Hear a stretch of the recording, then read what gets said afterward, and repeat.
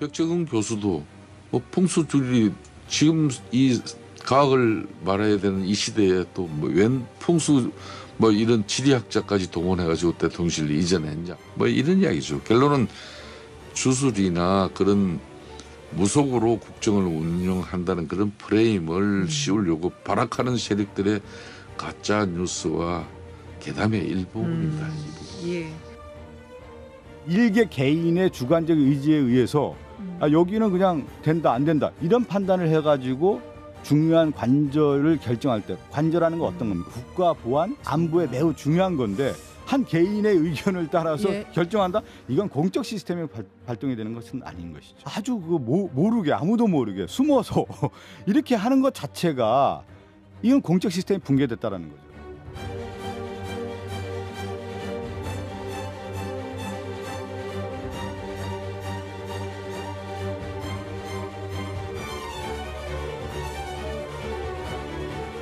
김혜경 씨가 내가 영부인이 될 상인가?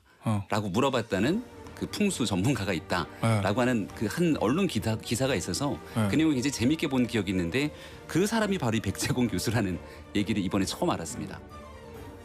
전 대통령 부인 김정숙 여사라든가 이재명 부부도 만난 적이 있다. 김정숙 여사나 이재명 대표께서 예를 들어서 국정 운영이나 여러 가지 당론을 결정하는데 무속인의 의견을 듣고 한 것이 아니잖아요.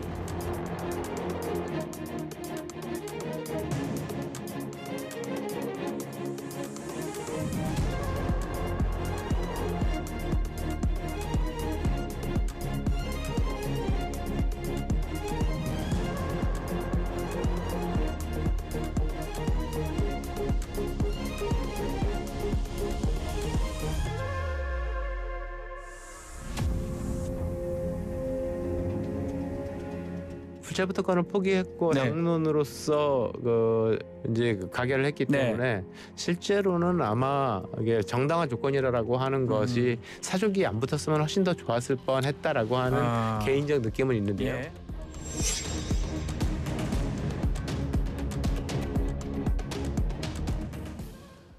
예, 정치권 쟁점들 하나하나 짚어보는 순서입니다. 여야 의원들과 함께하겠습니다. 국민의힘 송일종 의원, 더불어민주당 전재수 의원 두 분 나왔습니다. 어서 오십시오. 반갑습니다. 네, 반갑습니다.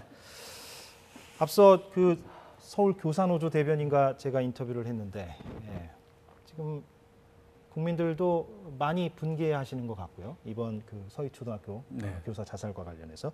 그런데 지금 오늘 뉴스를 보니까 대통령도 이와 관련돼서 좀 이야기한 게 있고 그리고 이주호 교육부 장관이라든가 또 대통령실 관계자가 여기에 대해서 하나하나 좀 발언한 게 있어서 그거를 좀 저희가 정리를 하고 두 분 의견을 들어보면 어떨까 하는 생각이 들었습니다. 준비가 됐나요? 예, 보여주십시오.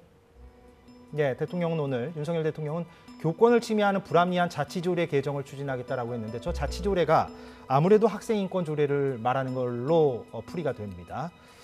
네, 다음 그래픽 좀 보여주십시오. 그런데 최근 언론 보도를 보니까요. 그저께 쿠키뉴스가 보도를 했어요. 대통령실 핵심 관계자가 좀 발언 수위가 높습니다. 최근 발생한 초등교사의 극단적인 선택은 학생 인권 조례가 빚은 교육 파탄의 단적인 예다. 과거 종북 주사파가 추진했던 대한민국 붕괴 시나리오의 일환이다.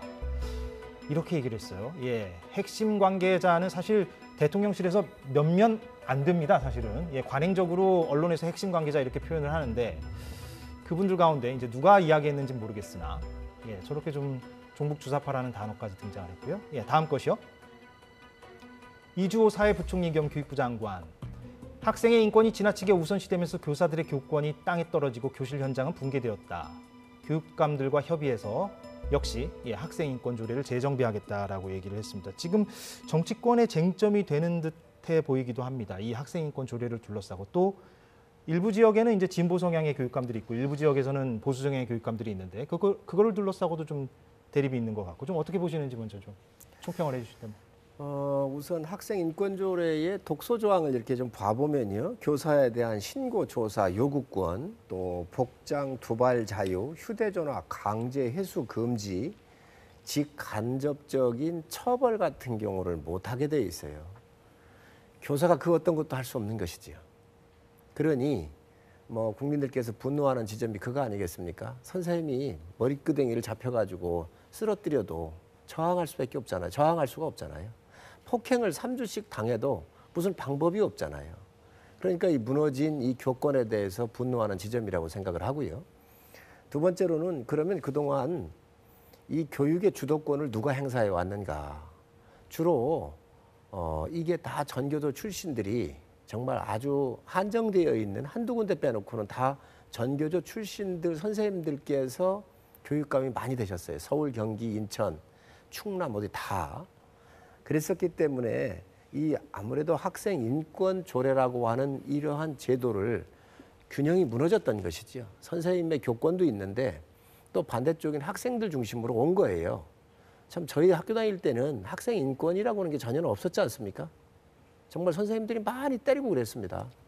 이제 그러다가 보니까 이게 또 반작용이 작동돼서 그런지는 모르지만 어쨌든 전교조 주도의 교육감들이 교육의 주도권을 형성을 하면서 많은 부작용이 왔는데 그런 것들이 이 선생님들의 교권의 붕괴 현상을 보는 건데 이게 오늘날 문제가 아니라 자살하니까 한 분이 희생을 당하니까 이제서 이게 수면 위로 올라온 것이죠. 그 동안에 교권이 무너졌던 선례들은 더 많이 있을 거라고 생각을 합니다. 예.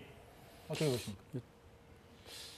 제가 볼 때는 우리 대통령실과 집권 여당이 어떤 문제가 생기면 그 문제의 어떤 원인, 해법에 대해서 좀 진지했으면 좋겠습니다.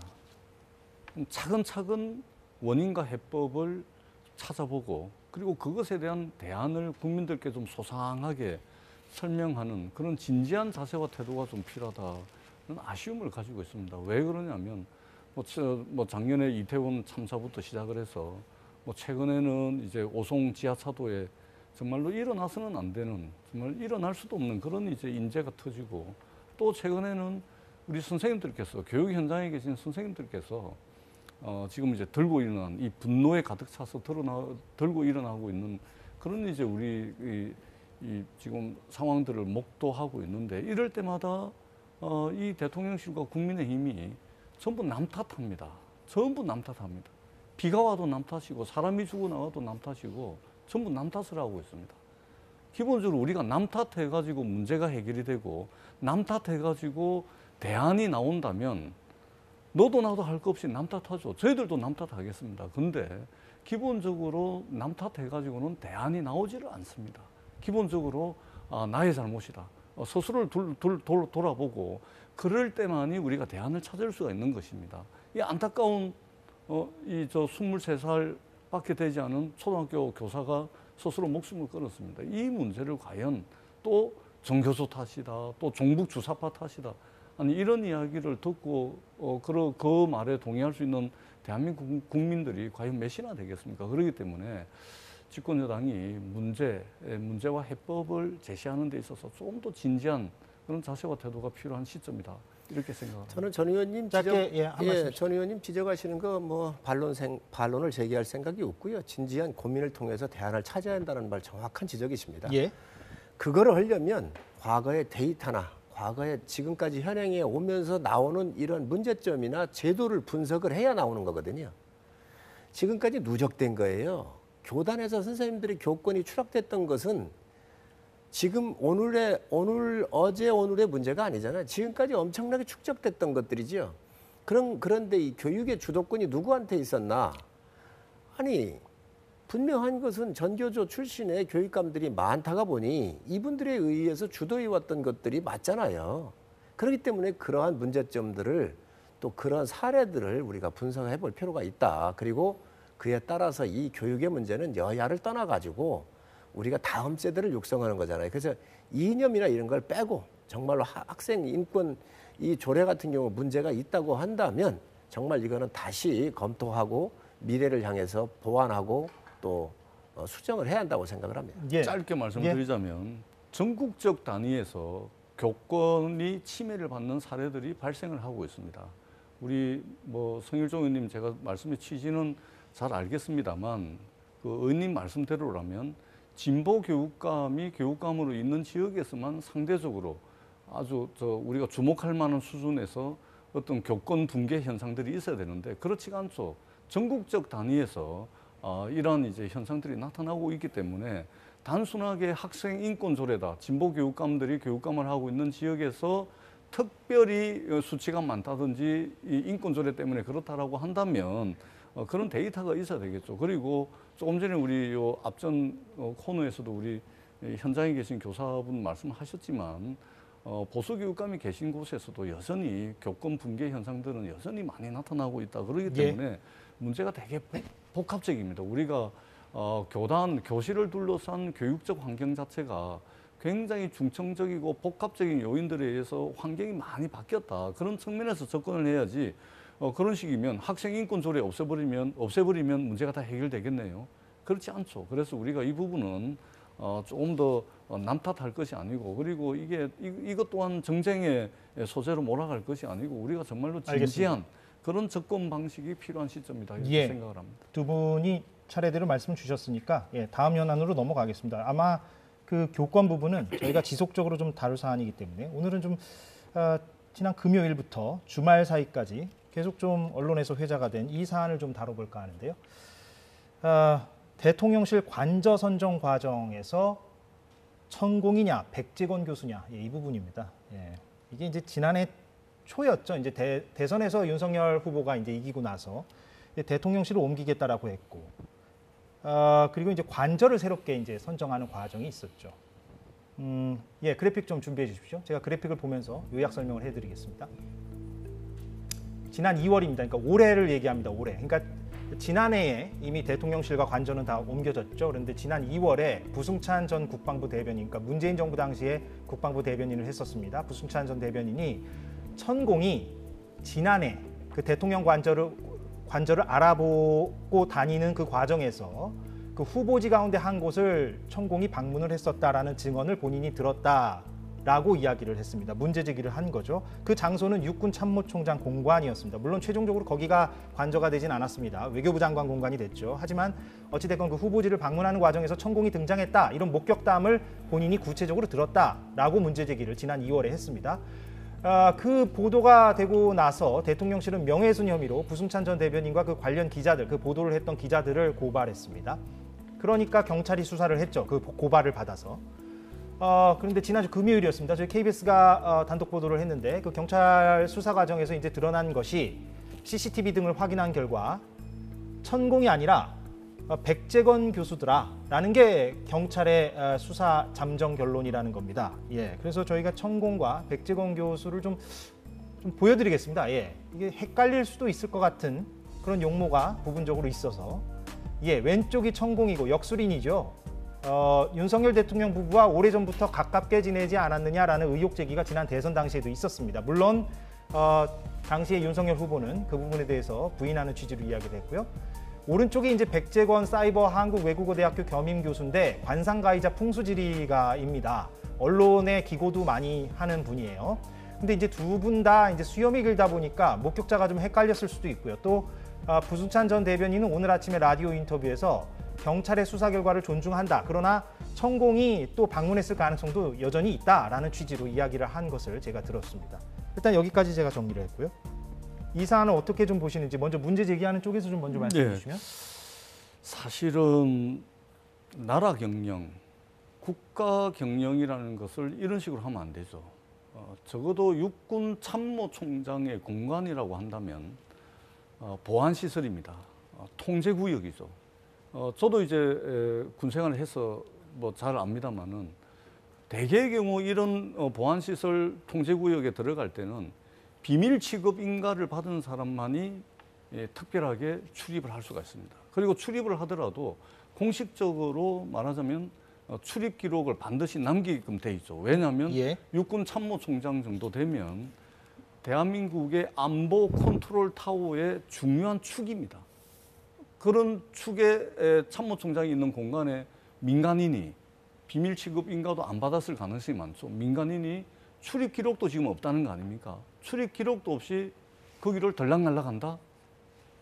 이게 어떤 법적 근거와 어떤 행정적 절차와 과정을 거쳐서 민간인이, 자격도 없는 민간인이 거기를 들락날락하는지 알 수 없다라는 말씀을 드리고, 또 하나는 이게 그때 천공 논란이 나왔을 때 왜 대통령실이 그거 천공이 아니고 백제공 교수다. 예, 그 풍수 전문가, 관상 전문가인 백제공 교수다라고 밝히면 됩니다. 왜 그러냐면 우리가 통상적으로 사람을 기억할 때 있잖아요. 통상적으로 생각을 해보세요. 내가 저 사람을 어디서 본 것 같아. 이렇게 기억을 할 때는 그 사람의 눈, 코, 입을 자세하게 기억을 해가지고 그 사람이다라고 기억을 하는 것이 아니고 그 사람 얼굴의 특징적인 한 부분, 그 부분을 기억을 하고 있다가 그 사람이다라고 우리가 되게 기억을 하잖아요. 그러니까 백제공 교수와 천공 저 이제 외모를 보십시오. 그때 당시는 코로나 때문에 마스크를 끼고 있던 상황이었기 때문에 그때 보면 저 두 분의 아주 특징적인 외모상의 특징 수염입니다. 수염. 예. 수염만 보면은 거기에 이제 당직을 서던 그 사병이나 부사관이나 이 사람들이 볼 때 마스크 낀 그 바깥으로 삐져나와 있는 수염을 보고서 천공 비슷하거든요. 근데 그거를 말하자면 고소 고발을 통해 가지고 하고자 했거든요. 정말로 공식적 절차와 과정에서 조언을 구하고자 했다면 그때 당시 천공이 아니고 백제공 교수다라고 이야기를 했겠죠.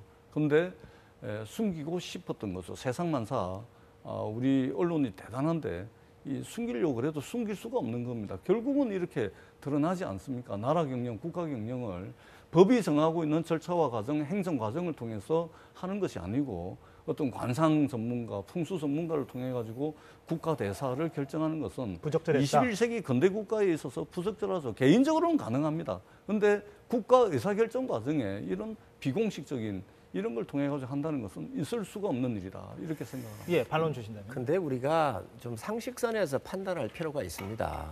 우리 부모님들이 돌아가시거나 이럴 때 터가 좋은지 안 좋은지 대충 가서 보잖아요. 집 살 때도 뭐 시골에서도 종종 봅니다. 문재인 정부에서도 광화문으로 이 청와대를 옮긴다고 할 때 유흥준 전 문화재청장이 단장이 돼가지고 이 풍수상의 불길한 점들을 생각을 해서 옮기자. 그럴 때가 또 타이밍이라고 얘기도 했어요. 이 부분은 문재인 정부에서도 이런 부분을 했었는데 고려했던 부분들이지요. 그런데 지금 민주당은 미신 프레임에 굉장히 재미를 본 정당입니다. 옛날 박근혜 대통령 탄핵을 할 때도 뭐 최순실과 관련돼 가지고 무슨 뭐를 주술을 했다 뭐 했다 하면서 얘기를 했고 무슨 이야기가 많이 나왔었죠. 그렇습니다. 예. 그리고 또 이번에도 대통령 관저를 옮긴다 그러니까 이 미신 프레임을 또 들고 나온 거예요. 전 이 부승찬 대변인 이 사람은요 내가 볼 때 국방부의 대변인으로 가면 안 돼요. 정치인이에요. 국회의원 보좌관도 했었고 민주당에 제주도에서 출마도 했던 사람이에요. 이런 사람이 거기 가니까 이게 정상적인 공무원이 예를 들어 대변인을 했으면 이런 문제 안 생겼을 거예요. 이걸 정쟁화시킨 게 바로 부승찬 대변인이란 말이죠. 저는 대통령실을 용산으로 옮길 때 건축 전문가, 조경 전문가 또 그 백제권 교수도 여기에 전문가로 참여를 해가지고 본 거더라고요. 그러니까 TF팀에 백제건 교수가 들어갔는지 여부가 명료하진 않습니다. 왜냐하면 대통령실이 그걸 일일이 확인해 주지는 않아서. 참고를 한 것 같아요. 예. 참고를 한 것 같은데 국가에 뭐 이런 기능을 하는 기관을 옮기니까 이런저런 사람의 의견을 들었던 것 같은데 사실 민주당이 당시에 이거를 너무 미신 프레임으로 공격을 한 것도 맞습니다. 그런데 이 분이 뭐 풍수가로서 그 풍수가 맞는지 안 맞는지 과학이냐 아니냐 따지기 전에 예. 우리 그냥 삶에서 집을 옮기고 할 때 아마 전 의원님도 집안에 누군가는 그런 거를 보신 분도 있을 거라고 봐요. 저희 집도 봤어요. 그렇기 때문에 이런 부분들이 부승찬이라고 하는 정치인이 대변인을 가다가 보니까 이게 또 하나의 문제를 일으키고 한 건데 사실 이런 과정에서 아까 전 의원님 말씀하셨듯이 그 전에 백제권 교수라고 밝혔으면 좋겠다. 저도 그건 동의해요.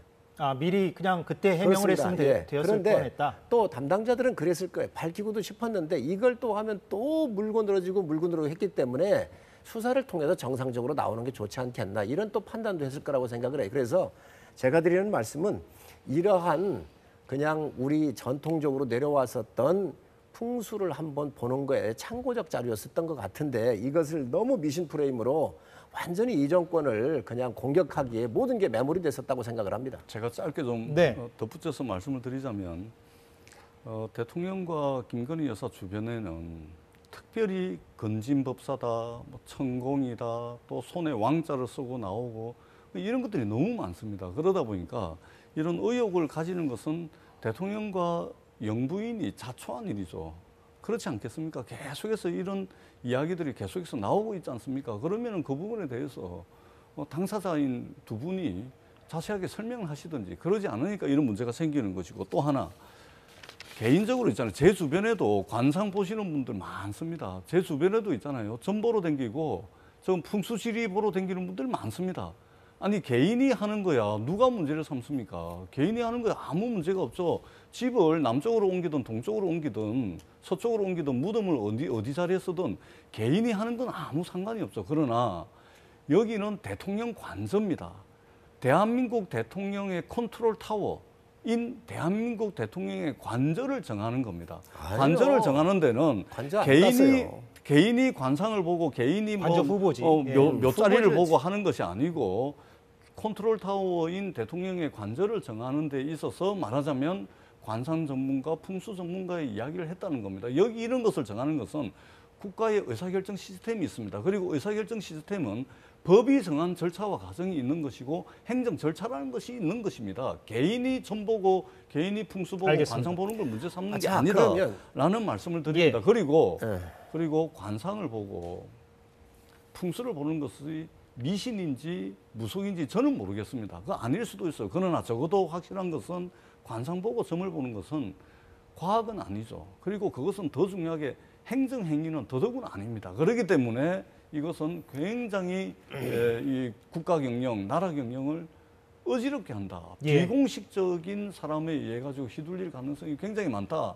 이런 우려를 국민들이 하고 있는 겁니다. 알겠습니다. 그렇게 따지면 문재인 정부에서 광화문 옮긴다고 할 때 문화재 청장까지 지내신 유흥준 교수가 아까 말씀드린 대로 풍수 얘기를 꺼내면 안 된다니까요.